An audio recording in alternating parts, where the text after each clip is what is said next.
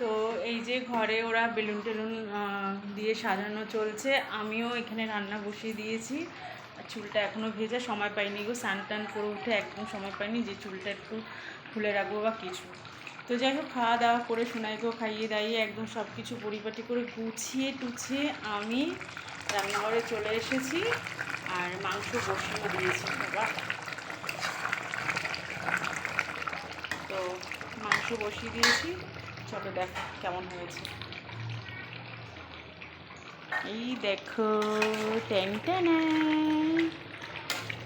জীবনে এই প্রথম ফার্স্ট আমি এতটা মাংস রান্না করছি।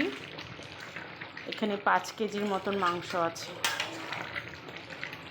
এই জীবনে প্রথম এত মাংস রান্না করছি আমি, আগে কখনোই করিনি।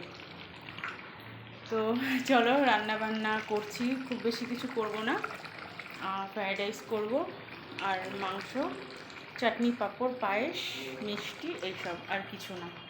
তো চলো যাই, আবার পরে আসছি।